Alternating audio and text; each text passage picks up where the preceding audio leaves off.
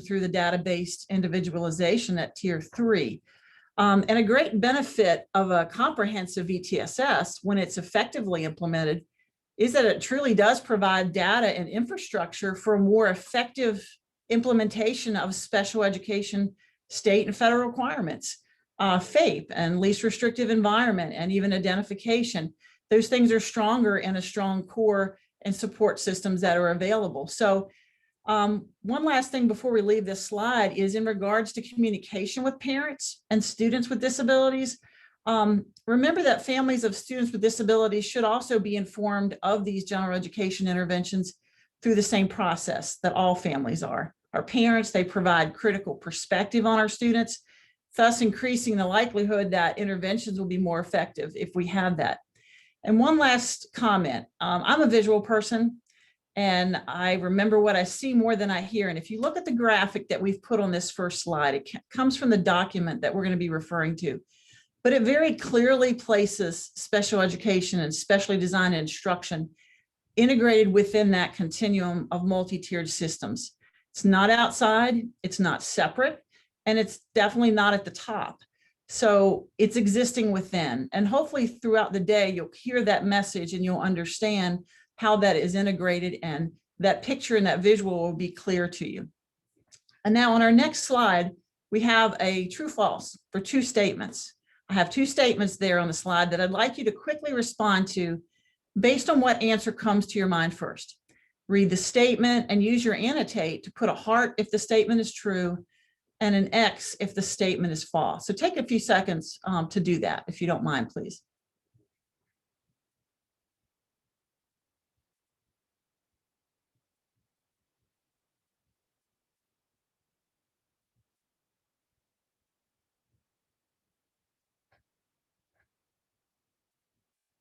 Okay, it looks like we're sharing a lot of love today for those statements with all the hearts. And that's a great thing because these two statements are really fundamental and foundational to understanding special education and VTSS.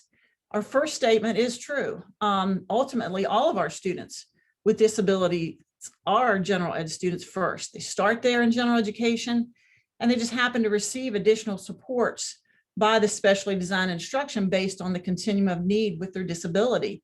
And it's important to remember that those students receiving those special education services, they're receiving them so that they can have access to that general education curriculum.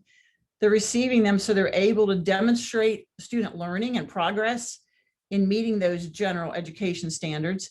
And most students with disabilities are receiving those services within the general education settings most of the time. And finally, most are assessed in relation to those general education standards. So that's definitely a true statement.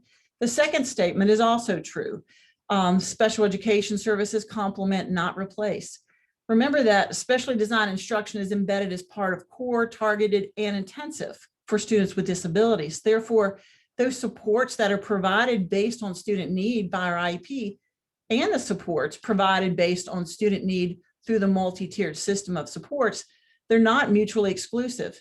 And that'll become more clear when we look at the document and see the different clarifications and comparisons. On our next slide, one of the objectives we have today is to align, clarify, and to differentiate some of the terminology used in multi-tiered systems and special education language and the processes. And because like the title says, words do matter. And by aligning and clarifying some of the vocabulary, it helps you understand the relationship between MTSS and special education more effectively, which enables you and your teams to start to blend those resources and expertise more effectively of both the general ed and the special education teachers, which ultimately we know provides the most unified supports to meet the needs of our students. So to do that, we're going to do an activity using Flippity. We're going to have you do an independent word sort activity on your own. We'll take about 5 minutes, and maybe in the chat box, if a lot of people are finishing, we can come back earlier, but it allows you to sort the words that you find at the bottom of that Flippity screen. And you'll be sorting them into the areas that you see that looks like a Venn diagram. To the left is special education, to the right is the tiered systems, and in the center are those that you think may apply to both. You simply click on the word and you drag the box to the area that you desire. So you can access it through the QR code that you see on the screen, or you can check in the chat box at the Flippity link. So what we're going to do is we're going to go ahead and get started. And I'm going to have you to start sorting. And when you hear my alarm on my phone go off, we'll come back together and we'll discuss what we found. So go ahead and get started on that sort.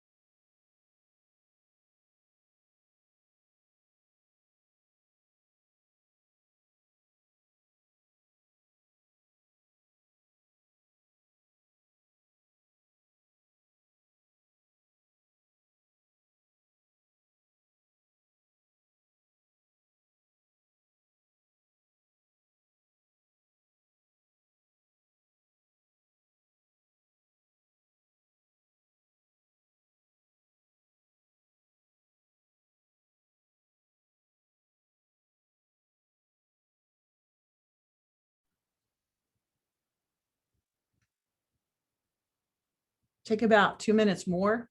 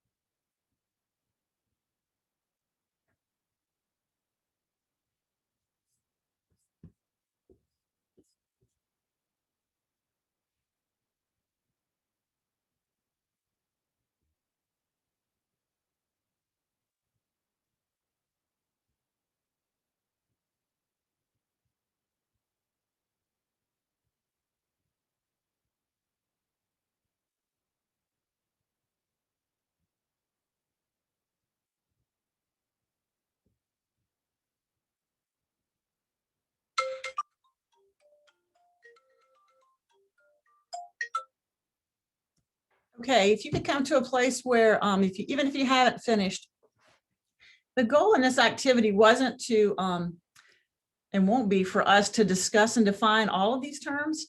They are words that, depending on your background, we saw a varied background here as far as our audience, the way you interact with those, your knowledge level of that is going to be very different. And that's the beauty of collaboration. You bring to the table what you know about that language and the words and the vocabulary, and you bring to the table in a team. So, but it was to have you interact with the words and to walk away with just some general awareness of the language of special education and the multi-tiered systems and the need to have discussions about them. Because even if we when we go into looking at the words that we've put in here, there's a lot of discussion that could be had about whether they're both, or language about, what the other people feel like that should be placed in.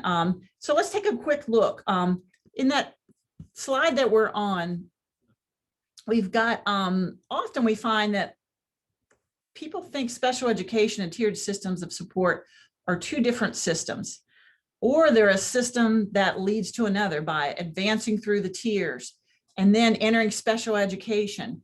But that's a myth. And it's really important for us to bust that myth and understand how special education and multi-tiered systems of support actually come together and complement one another to ensure success for all. The words that you have up right now, those are words that you traditionally may refer to in special education. And again, some discussion could be that some of these also are part of the process in your multi-tiered teams. And it's important to understand that special education, because it's regulated law and it does have terminology that's very specific to those processes, they're unique to it, but it doesn't mean that they can't exist within the continuum of tiers. So these are just some of the words that you may have found when you sorted. And if we had more time in our groups, we would discuss those and what that means, how it could be possibly both. But for today, we're just going to throw up a couple more that may be in the next slide. The remaining terms you may have assigned to tiered systems of support. You'll begin to see just how interrelated these definitions and concepts are as you understand about special education existing within the continuum and how students respond to that. And as I stated before, connecting these and understanding how they work together really will enable your teams to start to blend the resources and expertise more effectively of both general education and special education. So on our next slide, we all know that we can agree that actual scenarios provide the most effective means of understanding a concept. And this is really especially relevant provided our topic today and how it applies to our current context involving extended quarantine and virtual engagement. While similar situations may apply across all ages for our scenario today, we're actually going to be considering how special education exists within VTSS as we look at a high school student. And this was back in October 2019, which we all know was pre-COVID. And on our next slide, this is particularly, this particular high school student has been receiving services for an anxiety disorder under IDEA's disability category emotional disturbance. Initially found eligible in elementary school, as you may see reflected in this triangle, this student's disability adversely impacts his educational performance as it manifests in episodes of chronic absenteeism. And that's during times of increased family stress, such as parents' divorce. Courses that are impacted the most during that fall, you can see, are those which require collaborative engagement, such as theater and Spanish, as well as the content area in which he traditionally struggled and had benefits from direct instruction, which was history. We could dive into his performance during the 2021 academic year, but for the sake of time, we can just say that this particular student flourished during quarantine. He participated both synchronously and asynchronously, and he remained completely remote despite options for hybrid engagement over the entire 2021 school year. This student's mother, whom he lives with 100% of the time, had to continue to work throughout the COVID. However, he did independently establish his own daily routines of waking and making sure that he completed all the assignments for the day, in addition to logging in when expected for the asynchronous class meeting. On our next slide, now that we're informed by this student's previous difficulties, next slide, Karen. Now informed by the student's previous difficulties as well as his performance, I think we skipped through all of it at the same time. Can you back up, Karen? What we have is we have some slides that are actually going through different parts of that triangle. So it'll be a slow, actually a very slow advancing of the slides. All right, that was our first slide that we said back in 2019. That's exactly how he performed. And then as we get into, and we're starting to talk about the next slide, Karen, in the fall, he did well in the strengths that he had, despite the, and I'm sorry that I'm hesitating, but I need the slide up. There you go, right there. These two were the actual first two that we showed as strengths at the beginning of 2019. So they remained, even though he was absent, those remain strengths for him, the English and the earth science. If we click it one more time, similar to what a lot of the school divisions are planning in the fall, the school divisions are planning to return 100%. And we can imagine what this face-to-face learning versus hybrid is going to look like for this student. So this student's case manager is already anticipating that the disability as it presents itself with attendance is going to be a concern in 2019. If you click it just one more time, in the past, during such episodes, a tier 2 intervention, not a special education accommodation of check in and check out, has been very relatively successful. Therefore, the tier 2 team is planning to start the year again with the student participating with this intervention. And if you click it one more time, if we start to look ahead in the future, we can see that such an approach, the check-in, check-out, is actually going to lower that student's need for attendance as far as what they're going to have as a need as far as severity or intensity. So in the next slide, you can actually see some other concerns we talked about at the beginning. We said that these 3 areas presented concerns for the student who was struggling because they required attendance and they required someone being there and that collaborative nature. But in the next slide, while this student has struggled with Spanish and theater courses, he actually enjoys these classes. And during the quarantine experience and through differentiated instruction that came through the core, he started to benefit from that, and it shifted to virtual, which also improved that being a concern. If you click it one more time, while not necessarily a course he enjoys, that differentiation also helped improve history. So what we saw up to this point was there were some shifts made not because of a special education or specially designed element of the IEP, but actually from a check-in, check-out that was tier 2. So the tier 2 team was working closely together with that IEP team to make some decisions, even though it was virtual and even though it had to have some accommodations with that.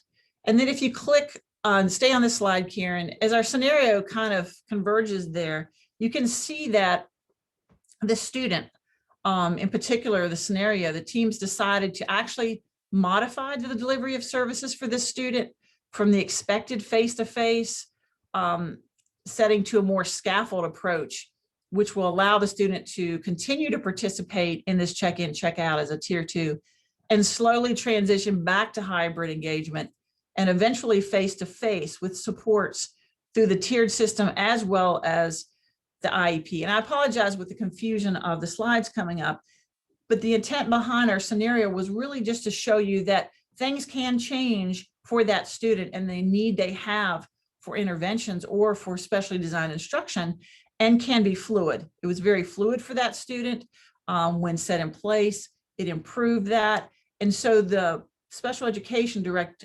instruction, along with some of that differentiation, helping the history, you can see how the students' needs are far less than they were at the beginning of that. On the next slide, we talked about the document at the very beginning. That first slide had really the first page of the document. And my goal in the next few slides is not to provide you with a comprehensive deep dive into this document, but to pull out some highlights that I think will encourage you to go dig deeper into the language of the document and how you can use it in your teams to educate and inform your members. You'll notice that throughout this document, the language of Common Core standards is going to be used instead of SOLs because it originated from the Florida Department of Education, where Common Core are their standards. The other thing is that particular Florida document was in the original materials you had on the website. And we have a link in our chat box to these slides, because these are a different version of that actually comes off the Virginia Department of Education site. And that is linked in there so you can see that. It has color and it has more combined on one page than the Florida document does. So this chart, as you can tell, starts off by reminding all of us across the top that specially designed instruction is going to apply across all those tiers. So then the question becomes, what is special about special education? So as you were to read through the definitions, the primary distinction and the distinguishing feature that relates to specially designed instruction is really the unique needs that results from the child's disability. So the definition of SDI is not synonymous with a higher level of intensity. Like some think that as you move up through the tiers, then you hit specially designed instruction. Instead, the distinguishing feature is that it's designed with a deeper knowledge of the nature of the disability, how it impacts learning, and as a result, what's the best way to instruct this child. So the goal of that, of SDI, is really access and progress in that general education curriculum. The next one across core instruction, the distinguishing feature there is actually going to be different from all students, or is going to be for all students. A student with a disability may receive and benefit from differentiation instruction for any area to help meet the standards in the general education curriculum. So the goal of that core instruction at Tier 1 is going to be that successful mastery of those standards. And looking at that same document, those defining characteristics, we know our Tier 2 and 3, we're looking at closing gap skills and prevention of content area. And that could range from anything from emotional services to services as literacy or math interventions. And they range from small group to individually to small group. But one of the points I wanted to pull out of that for you is that we have to remember that Tier 3 services do not automatically require an IEP goal for our students with disabilities. If that Tier 3 service does require for any content to be adapted or any instructional strategy to be adapted, or even the delivery of the content and instruction to be delivered, then it does rise to a level of special education, and it must be delivered by special education or related services. But Tier 3 is not synonymous with special education. And we have to be careful about that, because students with disabilities may not need Tier 3 supports ever. And students not identified with a disability may in fact need Tier 3 supports. So it's an important distinction to make. Also, while we're on that slide, I just want you to look down at common focus. And I pulled out the word data-based.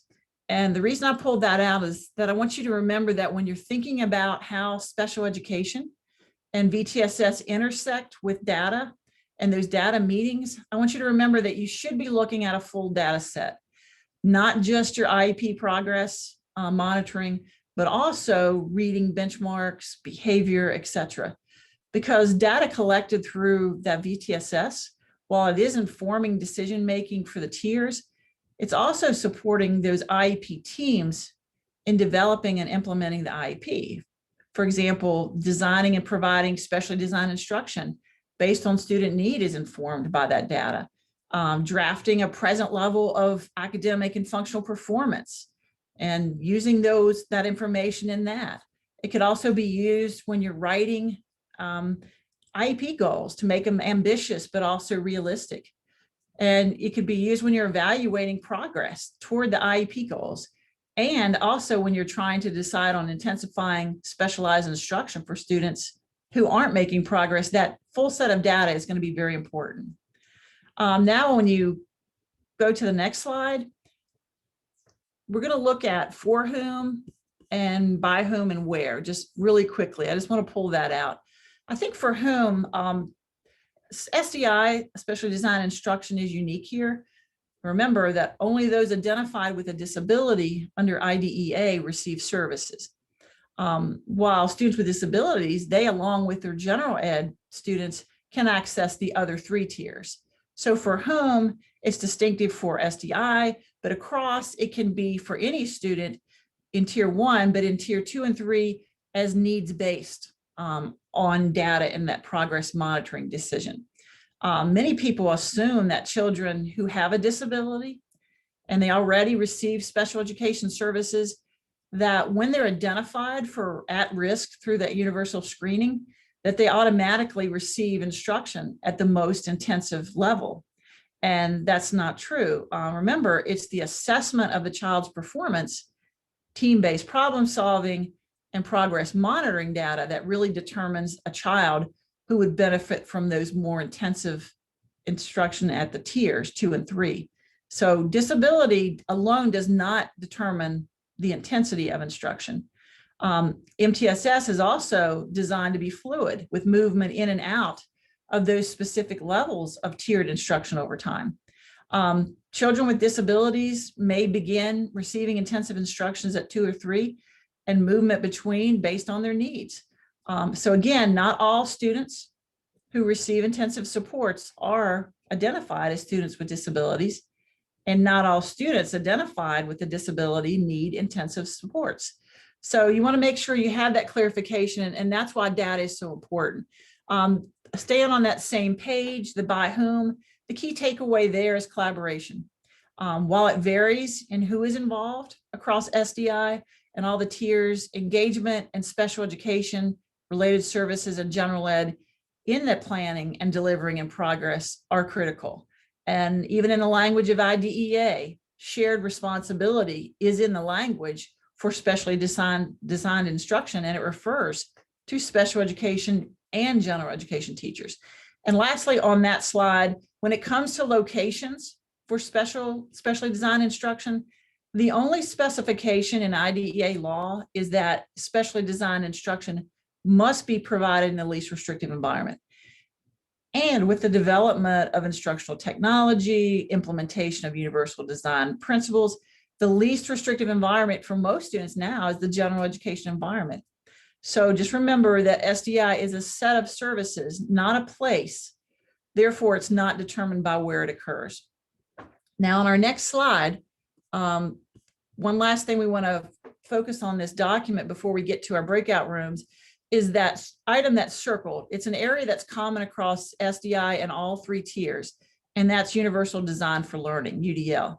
And the application of UDL principles really accomplishes maximizing student access and engagement in the learning process best. That framework reduces barriers in instruction up front, proactively provides appropriate accommodations and supports, and allows for higher achievement expectations for all of our students. So UDL is based on the cognitive neuroscience, and that guides the development of flexible learning that can accommodate any learning variability. On our next slide, we have, which a lot of you are familiar with, but just to expand on that UDL, because we are going to have that in our breakout rooms conversation. This UDL infographic categorizes the why, what, and how of learning. Schools and educators that commit to effective and consistent adherence to those principles will achieve a more coherent flow across SDI tiered systems of support, according to the graphic. So schools and classrooms, when you're engaging in that UDL framework, they're best designed to support inclusive opportunities for all students, most importantly in tier 1, but across all of those. So up to this point, we've had a lot that I've shared with you, but we want you to process it a little in your groups.